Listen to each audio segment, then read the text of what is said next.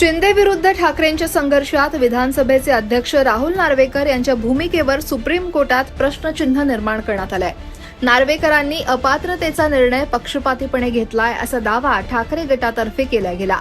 ठाकरेंतर्फे supreme कोर्टात जवळपास 1 आठवडा युक्तिवाद केला गेला। यात निवडणूक आयोग आणि विधानसभा अध्यक्षांच्या निर्णयावर स्वतंत्र युक्तिवाद केला गेला। ठाकरे गटाच्या याच युक्तिवादासंदर्भात जेव्हा नार्वेकरांना कोल्हापुरात पत्रकारांनी प्रश्न विचारला तेव्हा नार्वेकरांनी काय उत्तर दिलं पहा। आपल्या संविधानिक प्रक्रियेमध्ये एखाद्या निर्णयाच्या विरुद्ध जर का आपलं मत असेल तर आपण ज्युडिशरीकडे म्हणजेच आपल्या न्यायव्यवस्थेकडे आपण दखल घेण्याची विनंती करू शकतो, अर्ज करू शकतो, पिटिशन करू शकतो। ज्या लोकांना माझ्या निर्णयाशी जे सहमत नव्हते त्यांनी याचिका दाखल जर केली असेल किंवा इलेक्शन कमिशनच्या निर्णयाशी जर ते सहमत नसतील आणि त्यांनी जर या संदर्भातली याचिका दाखल केली असेल तर त्या संदर्भातला युक्तिवाद करणं हा त्यांचा अधिकार आहे। आणि त्यामुळे युक्तिवाद झाला म्हणजे कोर्टाचा निर्णय झाला असं नव्हे।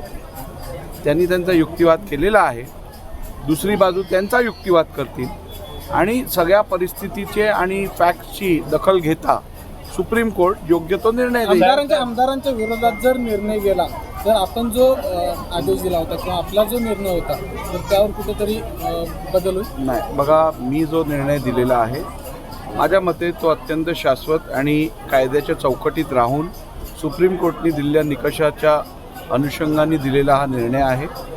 त्यामुळे जोपर्यंत सुप्रीम कोर्ट ह्यावरती अंतिम निर्णय देत नाही त्यावरती कोणतेही भाष्य करणं सबज्युडिस मॅटरवरती हे संविधानिक पदावर मी आहे, माझ्याकडनं तर मुळीच हे शोभणारं काम होणार नाही, अशोभनीय होईल। त्यामुळे मला वाटतं या अपात्रतेच्या विषयात सुप्रीम कोर्टात दोन्ही बाजूंनी आपली बाजू मांडल्यानंतर जर का विधिमंडळ सचिवालयाने जे कार्य केलं असेल त्या संदर्भातली सगळी माहिती सुप्रीम कोर्टाकडे आहे।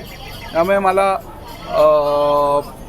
निश्चित खात्री आहे की येणाऱ्या काळात योग्यरित्या ह्याच्यावरती निर्णय होईल। सुप्रीम कोर्टामध्ये जो काही युक्तिवाद सुरू आहे गेले 15 दिवस आणि त्यातून एकच तर्क काढला जातो की ठाकरे गटाच्या बाजूने कुठेतरी निकाल लागेल आणि संजय राऊत म्हणाले की धनुष्यबाण कुणाला देऊ नका, ते गुंतवूनच टाका। संजय राऊतांना नेहमीच सगळ्या गोष्टींची घाई असते, ही घाईच आज त्यांना आणि त्यांच्या पक्षाला या परिस्थितीत आणलं आहे, या घाईनीच। आणि त्यामुळे अजून एका बाजूचा युक्तिवाद झाला आहे, दुसऱ्या बाजूनी सुरुवातही केली नाही आहे, तुम्ही निकाल पण देऊन टाकलात का?